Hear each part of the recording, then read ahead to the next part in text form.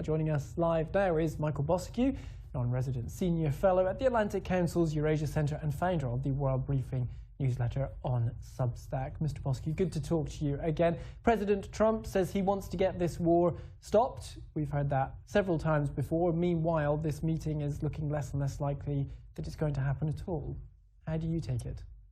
Yeah, well, it's hard to believe anything that comes out of Mr. Trump's mouth. He changes his mind, it seems, from minute to minute. Hence, I refer to him now as the Contortionist In Chief for his policy swings. And I think, you know, it makes it very, very difficult, not only for the Zelenskyy government, but for the leaders of the coalition of the willing to how to plan their next move. But, after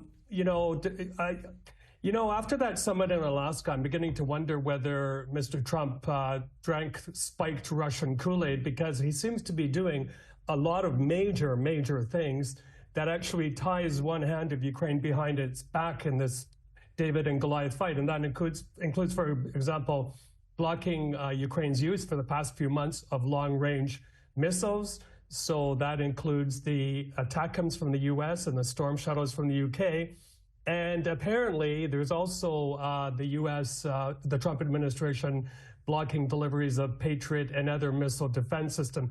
This is something I cannot overemphasize enough that Ukraine really needs, especially to defend cities like Kiev, but also World Port Odessa, where I'm sitting right now. But the diplomacy does continue. As we said, Keith Kellogg is there at the moment. Is that going to turn into anything positive? I doubt it. He's been here before. Also, Canadian Prime Minister Mark Carney was here, as you know, on Sunday. He repledged, he didn't introduce, but repledged $1 billion in aid, which was very welcome here. But frankly speaking, I think his time would have been better used in Washington, trying to convince Mr. Trump not only to, stop putting these tariffs on Canada, but also how important the defense of Ukraine is, especially for countries like, European countries, which are very close to the front line. In that infamous meeting between President Zelenskyy and President Trump in the Oval Office, the original one, there was that phrase thrown out there, "You don't hold the cards." Who does hold the cards in this? That's a very good question. Obviously, the United States does, because they have the most advanced systems. But that card deck is being shuffled at the moment in real time, shifting more to European capitals.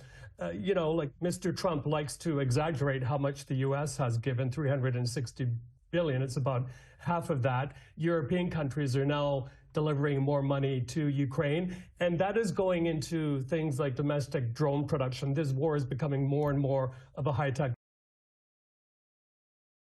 As your excellent correspondent in Moscow points out, Steve Rosenberg, it's what happened in Alaska did not stay in Alaska. It's being celebrated in Moscow. And it seems that without lifting a finger, Mr. Putin has not only been elevated from his coffin of international isolation and put on the world stage, but even those tariff sanctions and tariff penalties that Trump promised before Alaska don't seem anywhere near in sight, nor do the secondary sanctions on major buyers of Russian oil. Not a very good situation for Ukraine at the moment. Well, you bring up President Putin and those sanctions. Is there any sort of Damocles hanging over Moscow at the moment?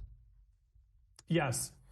It is a very big ask of the United States, and it's not the first time I've said this on your network, but I think that given also the major Russian traffic of business people and tourism to the Gulf countries, to countries like Turkey, Thailand, close allies of the United States, Mr. Trump also has leverage over these countries to say, enough is enough. We have to starve the Russian war machine, but we also have to penalize people close to Mr. Putin, stop them from buying property in places like Dubai, parking their yachts there, making major business deals, at least temporarily. And I think that would really tighten the noose around Mr. Putin.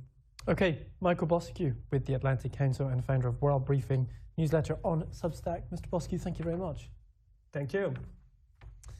Well, let's get more now on South Korea's newly elected